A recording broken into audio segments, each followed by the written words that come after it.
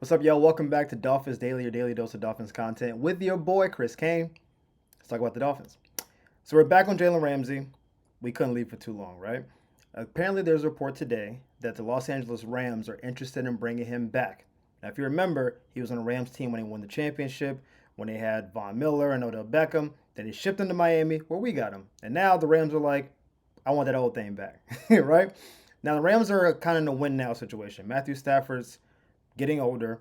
He's also super injury prone. They think maybe we have 1 or 2 years left. We already let Cooper Kupp go. We got Jared Verse cheap. We went and got Devontae Adams. We're trying to make it happen right now. So it makes sense why they would want to bring him back, bring a veteran to that defense. They have a lot of young guys on that defense. A lot of young guys.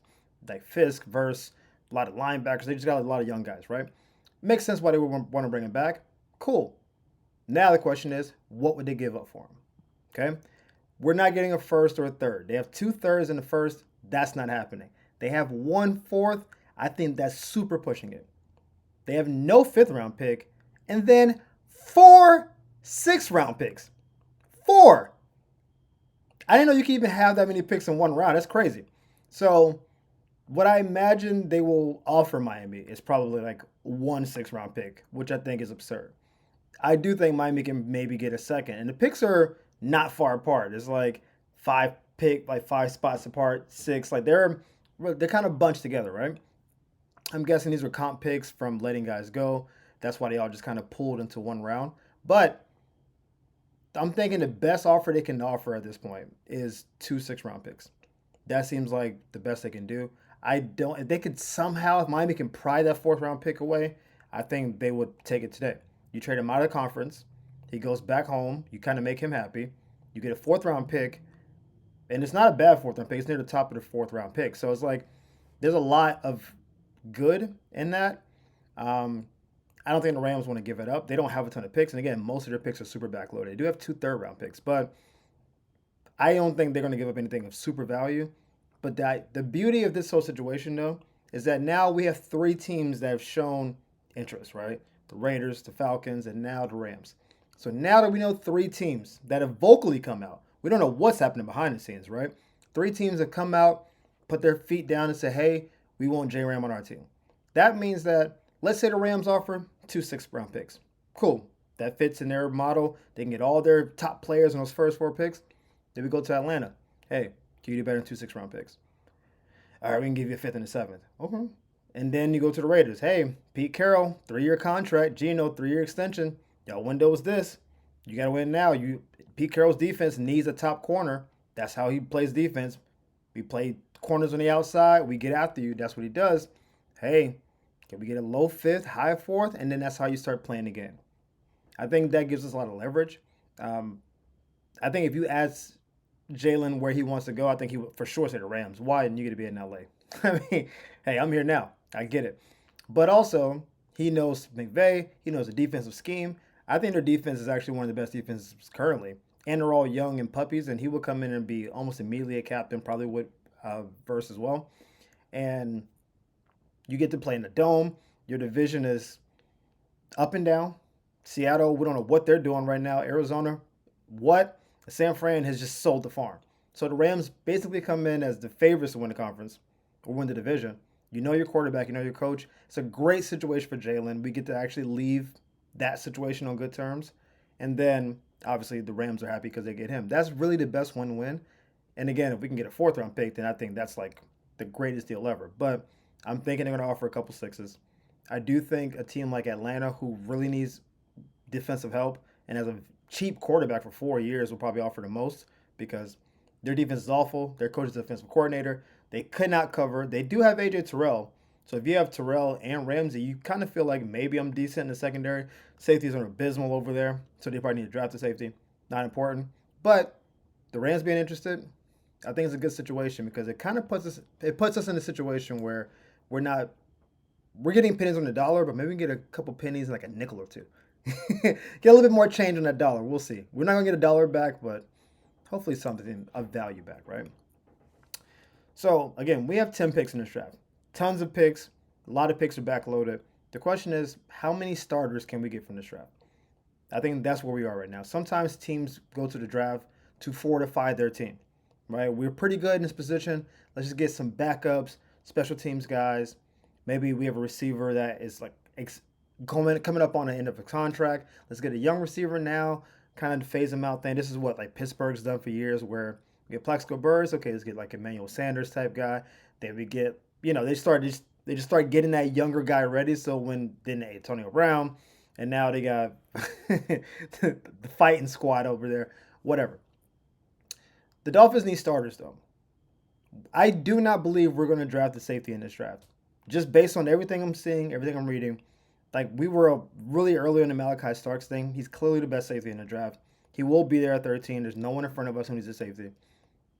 I just don't see us drafting a safety. Not in the first 5 rounds. I don't see it. Maybe a 7th round safety. Maybe one of the comp picks. We'll see. Everything I've heard is that we feel pretty good about the safeties we have in the building. So we're not drafting a safety. We for sure need another starting corner. For sure. And honestly, maybe 2. So I think the plan is to try to draft basically 2 rookie corners, which early in the year is going to be tough. Rookie corners, very rarely, you get the Sauce Gardner types that come in and kind of like make an impact, but usually it's some growing pains, right? They're usually a little undersized. The game is a little faster. Receivers are bigger. There's a little bit that comes into that. I think we're going to draft 2 starters at corner. I think we need at least 1 starter on D line, at least, maybe 2. So that's in my let's call it 4. I think we need a starting guard. That's 5. I think that's where we're trying to get 5 starters and 10 picks. That's what I think the plan is. Now, how you get them in what order, that's the beauty of the draft. We don't know how that's going to go. But I do not think we're here drafting depth positions right now. Like, hey, can you come in and play today?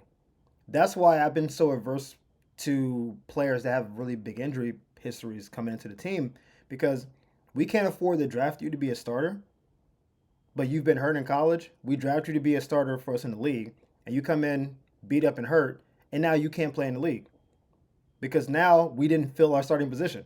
We still don't have a starter. We've put assets into this player who also is not playing. We don't feel confident about the people backing you up. Otherwise, we wouldn't have drafted you in the first place. So now, where are we? We have draft capital built into people who are not playing that we're still saying, if they get on the field, they'll be good. I don't know how you sell that to the team. I don't know how you sell that to the fan base. I don't know how you sell that to like these TV people that put the games on. Like, you see how games get flexed on and off of TV. It's like, oh, we don't want to see a team where their whole defense is injured or the whole offense is injured. I don't get where that goes, right? So that's why I switched to Jade being our number 1 pick instead of Will Johnson. It's not because I think Jade is significantly better. He's just healthier. And I do think he might even be more versatile. But in a vacuum, Will's probably a better player, but he's hurt right now. So I think we're trying to get 5 starters and 10 picks.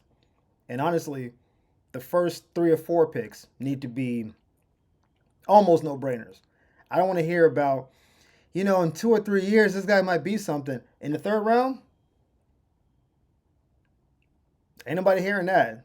Like, I better hear, hey, this dude already better than anybody we got in the locker room. That's what I want to hear, because that's what we need. We need guys to come in and start, make an impact, and then we can build the team around that. But yeah, 5 starters and 10 picks, that's a really, really high hit rate. You're saying 50% of the people we draft, we're expecting to start. And again, presumably be good. You don't want to start a guy and put him out and say he's a starting D tackle and he's just getting mauled and pushed around. You want him to come in and be a Jalen Carter type, like a grown young man. I was gonna say a grown man, but it's like they're all grown men, but like a grown young man. That's kind of what we're looking for. So in my analysis, we're going for 5 starters and 10 picks. We might even be going for more than that. We'll see, but that's where I think we're doing.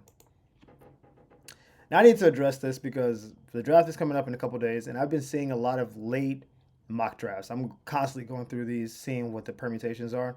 I still see a lot of mock drafts where it's getting a tackle at 13. I don't know what we're doing. But let me just say that. I've seen a lot of mock drafts recently with the Dolphins getting a skill position at 13, and I don't know what that is. I categorically dismiss that. I'm seeing Golden. I'm seeing Warren. I'm seeing if Tet drops him. What are we talking about?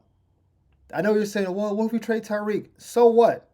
We got Nick, Jalen, and Jonnu and Devon Achane running the ball. We are fine.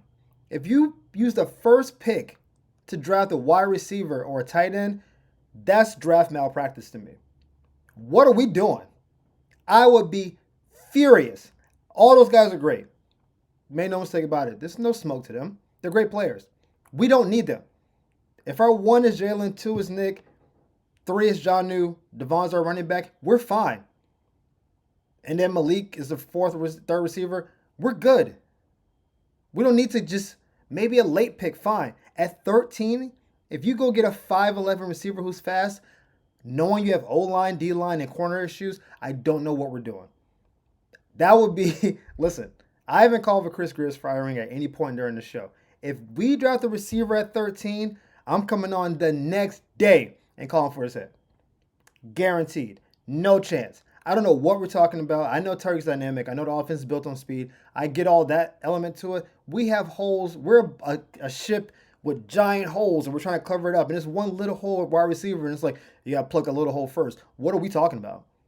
So I know maybe this is like the camps of Tyler and Matthew trying to like bump their stock up a little bit. If that's the case, good for them. They're doing their job. If this is real intel, real people on the inside being like, yo, man, Tyler Warren's pretty good. I mean, 2 tight end sets. I don't know what we're talking about. I would be furious if they did that. Listen, we got 2 days.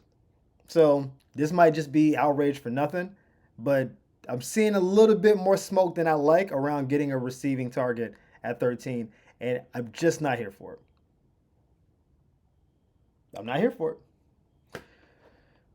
But anyway, I got myself all worked up. It's like, I better not see the wide receiver. But anyway, guys, thank you for tuning in to Dolphins Daily. We appreciate your love and support. Thank you for the likes, subscribes, reshares, all the good stuff. Y'all have been crushing it right now. We appreciate the love and support.